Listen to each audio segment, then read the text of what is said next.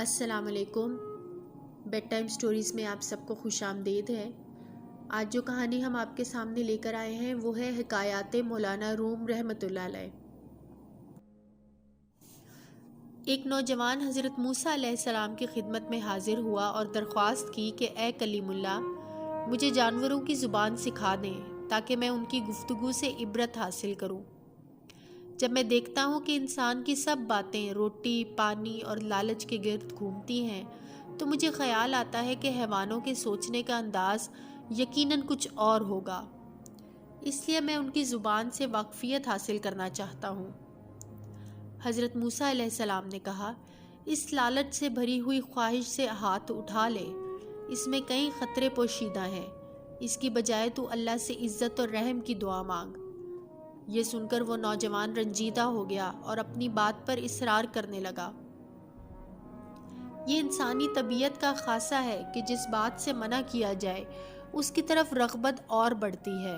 کہنے لگا، اے اللہ سے کلام کرنے والے، آپ کے سینے میں نور کا خزانہ چھپا ہوا ہے۔ ہر شخص نے اپنی قابلیت اور سوجھ بوجھ کے مطابق آپ سے فیض حاصل کیا ہے۔ اگر آپ نے میری درخواست قبول نہ کی تو مجھے سخت مایوسی ہوگی۔ حضرت موسیٰ علیہ السلام نے اللہ تعالیٰ کی بارگاہ میں عرض کی کہ الہی، معلوم ہوتا ہے اس شخص پر شیطان نے اپنا اثر جما لیا ہے۔ اگر میں اس کی خواہش پوری کر دوں تو اسے نقصان پہنچنے کا ڈر ہے، اور اگر نہ سکھاؤں تو یہ مایوس اور پریشان ہو جائے گا۔ حکم ہوا، اے موسیٰ، تم اسے جانوروں کی بولی سکھا دو، ہم کریم ہیں، کسی کی دعا رد نہیں کرتے۔ حضرت موسیٰ علیہ السلام نے عرض کی، یا اللہ، یہ شخص پچھتائے گا، اپنے ہاتھ چبائے گا اور کپڑے پھاڑ ڈالے گا۔ یہ نہیں جانتا کہ اس کے لیے کون سی چیز بہتر ہے۔ بارگاہ الہی سے پھر حکم ہوا کہ اے موسیٰ، اس شخص کی تمنا پوری ہوگی تاکہ اس کے دل میں حسرت نہ رہے۔ حضرت موسیٰ علیہ السلام نے اب اس شخص کو بڑی نرمی اور محبت سے سمجھایا کہ بھائی، اللہ تیری مراد پوری کر دے گا، لیکن اچھی طرح سمجھ لے کہ تو شیطان کے بہکاوے میں آ گیا ہے، اور جانوروں کی بولیاں سیکھنے سے تجھے فائدے کی بجائے نقصان پہنچنے کا ڈر ہے۔ ایسا سر درد تو کیوں مول لیتا ہے؟ اس نوجوان نے کہا، اچھا، سارے جانوروں کی زبانیں نہ سہی، صرف کتے کی بولی جو میرے گھر کے دروازے پر رہتا ہے اور مرغ کی بولی جو میرے گھر میں پلا ہے سکھا دیں، فی الحال یہی کافی ہے۔ حضرت موسیٰ علیہ السلام نے فرمایا، اچھا، اب زیادہ پریشان نہ ہو، جا، آج سے تو ان دونوں جانوروں کی بولی سمجھ سکے گا۔ یہ سن کر وہ شخص خوش خوش اپنے گھر کو لوٹا۔ صبح ہوئی تو آزمائش کے لیے اپنے گھر کے دروازے پر کھڑا ہو گیا۔ نوکرانی نے دسترخوان جھاڑا تو اس میں سے رات کا بچا ہوا روٹی کا ایک ٹکڑا زمین پر گر پڑا۔ مرغ نے وہ ٹکڑا فوراً اٹھا کر کھا لیا۔ کتے نے کہا، تو نے مجھ پر ظلم کیا ہے دوست، تو گندم کا دانہ چگ کر بھی اپنا پیٹ بھر سکتا ہے، اور میں دانے دنکے کی بجائے روٹی کے ٹکڑے ہی سے اپنے پیٹ کی آگ بجھا سکتا ہوں، لیکن تو نے وہ بھی مجھ سے چھین لیا۔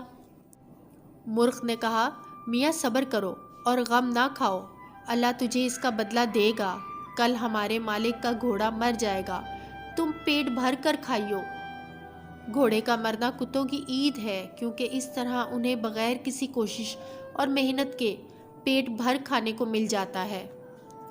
نوجوان نے دونوں جانوروں کی گفتگو سنی تو فوراً گھوڑا تھان سے کھولا اور منڈی میں جا کر بیچ دیا۔ دوسرے دن دسترخوان بچھا تو مرغ پھر روٹی کا ٹکڑا لے آیا۔ کتے نے ناراض ہو کر مرغ سے کہا، اے فریبی مرغ، یہ جھوٹ کب تک چلے گا؟ تو سخت ظالم اور غلط بیان ہے۔ تو نے کل کہا تھا کہ مالک کا گھوڑا مر جائے گا، لیکن مجھے تو وہ مرا ہوا گھوڑا کہیں نظر نہیں آتا، معلوم ہوتا ہے سچائی تجھے چھو کر بھی نہیں گزری۔ دانا مرغ نے جواب دیا، مالک نے نقصان سے بچنے کے لیے گھوڑا بیچ ڈالا اور اپنا نقصان دوسروں پر ڈال دیا، لیکن فکر نہ کر، کل اس کا اونٹ مر جائے گا اور کتے خوب مزے اڑائیں گے۔ یہ سن کر مالک جھٹ پٹ اونٹ بھی بیچ آیا اور اس طرح دوہرے نقصان سے اپنی جان بچا لی۔ تیسرے دن پھر ایسا ہی واقعہ پیش آیا تو کتے نے مرغ سے کہا، ابے او جھوٹوں کے شہنشاہ، کمبخت، آخر تو کب تک مجھے فریب دیتا رہے گا؟ مرغ نے کہا، بھائی، اس میں میرا کوئی قصور نہیں، حقیقت یہ ہے کہ مالک نے جلدی میں اونٹ بھی بیچ ڈالا اور نقصان سے بھی بچ گیا، لیکن کل اس کا غلام مر جائے گا اور اس کے رشتہ دار حاجت مندوں کو روٹیاں دیں گے اور کتوں کو بھی ڈالیں گے۔ مالک نے یہ سنا تو اسی وقت غلام بھی بیچ ڈالا اور نقصان سے بچ گیا۔ وہ اپنی ہوشیاری پر بہت خوش تھا اور بار بار اللہ کا شکر ادا کرتا تھا کہ میں 3 حادثوں سے بچ گیا ہوں۔ جب سے میں نے جانوروں کی بولی سیکھی ہے، تقدیر کا رخ بدل گیا ہے۔ چوتھے دن کتا سخت غضبناک تھا۔ اس نے مرغ کو سخت برا بھلا کہا، یہ تیری مکاری اور جھوٹ کب تک چلے گا؟ مرغ نے کہا، توبہ توبہ، یہ ناممکن ہے کہ میں یا میرا کوئی ہم جنس جھوٹ بولے۔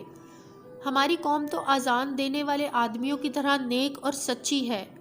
ہم اگر غلطی سے بے وقت اذان دے بیٹھیں تو مارے جائیں۔ حقیقت یہ ہے کہ وہ غلام خریدار کے پاس جا کر مر گیا۔ مالک نے اپنا مال تو بچا لیا، لیکن سمجھ لو کہ اس نے اپنا خون کر لیا۔ ایک نقصان 100 نقصانات کو رفع کرتا ہے۔ جسم اور مال کا نقصان جان کا صدقہ بن جاتا ہے۔ بادشاہوں کی عدالت سے سزا ملے تو مال کا جرمانہ ادا کر کے جان بچ جاتی ہے، لیکن قضائے الہی سے بے خبر ہوتے ہوئے بھی جو آدمی اپنا مال بچاتا ہے وہ محض نادان ہے۔ اگر وہی مال اس پر سے صدقہ ہو جاتا تو شاید اس سے بلا ٹل جاتی۔ اب کل یقیناً مالک خود مر جائے گا اور اس کے وارث اس کی وفات پر گائے ذبح کریں گے۔ بس پھر تمہارے وارے نیارے ہیں۔ گائے کا گوشت، پتلی پتلی روٹیاں اور طرح طرح کے لذیذ کھانے فقیروں کو اور بڑی بڑی ہڈیاں کتوں کو ملیں گی۔ گھوڑے، اونٹ اور غلام کی موت اس نادان کی جان کا صدقہ تھا۔ یہ مال کے نقصان سے تو بچ گیا مگر اپنی جان گنوا بیٹھا۔ مالک مرغ کی باتیں غور سے سن رہا تھا۔ اپنی موت کی پیشگوئی سنی تو مارے خوف کے تھر تھر کانپنے لگا۔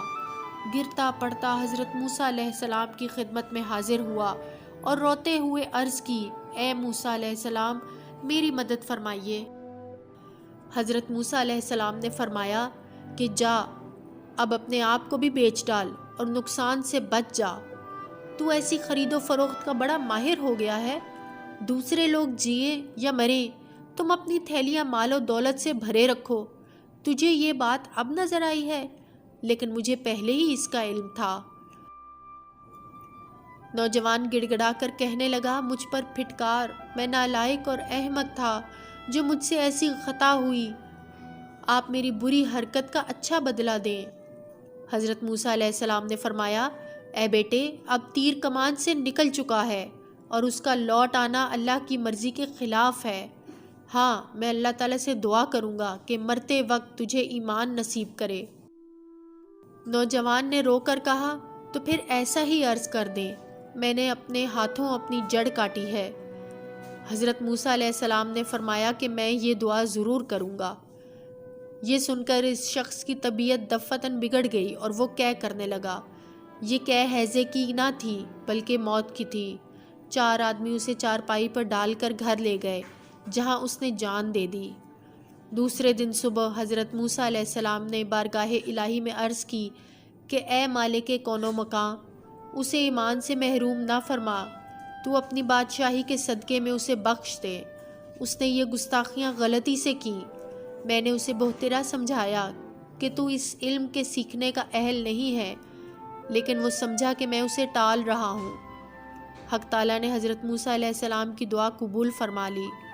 غیب سے آواز آئی کہ اے موسیٰ، ہم نے اسے ایمان بخشا، اگر تم چاہو تو اسے زندہ کر دیں، بلکہ سب مردے زندہ کر دیں۔